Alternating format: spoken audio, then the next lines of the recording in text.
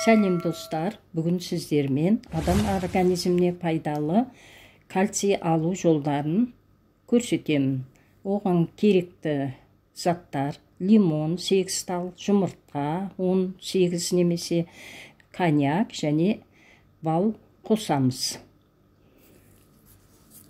Ең алдымен жұмыртқаны жақсылап ас содасымен жуып аламыз. Кейін оны кептіріп қоямыз. Кептірген жұмыртқаны банкаға мұқият түрде саламыз. Ол сынбауы керек.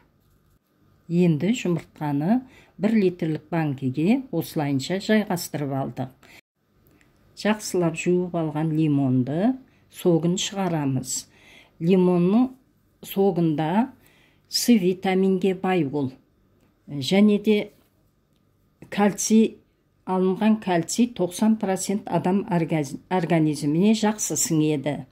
Кальцийден басқа макро элементтер де бар. Лимон согын жұмыртқаның үстіне құямыз. Оның жұмыртқаның бетін жауып тұру керек. 15-20 минут банканы қойып қоямыз. Кейін оны фольгамен орап, холодильникке 15 немесе 20 күн қойып қоямыз. Өйткені қараңғы жерде тұру керек. Холодильниктен банкамызды алдық. Бүгін 18 күн болды. Міне осындай сұйықтық пайда болады. Дайын болған сұйықтықты сүзгіштен сүзіп аламыз. Адам организміне кальций жетіспеген жағдайда 147 ауруға шалдығады. Кальций қан қысымын реттейді, жүрек тамыры ауруларының алдын алуға көмектеседі, жүйке жүйесінің қалыпты жұмыс істеуіне әсер етеді. Қанның қоюлану процесінің алдын алып, ұйқысыздықтан арылуға көмектеседі. Үлкен кісілерге кальций өте қажет. Біз бүгін видеода кальций алу жолын арнайы сіздер үшін түсіріп отырмыз. Жұмыртқаның ақ пленкасын алып тастаймыз. Қайтадан согымызды банкаға құямыз. Банкаға құйған сұйықтығымызды оған 100 грамм табиғи балды қосамыз. Ол шамамен 3 ас қасық шамасында болады. Бал міндетті түрде табиғи болу керек.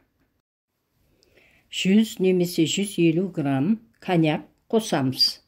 Коньяк ол консервант. Егерде осы сұйықтығымыз азайып қалса, онда оған қайтадан лимон согын қайтадан үстіне қосамыз.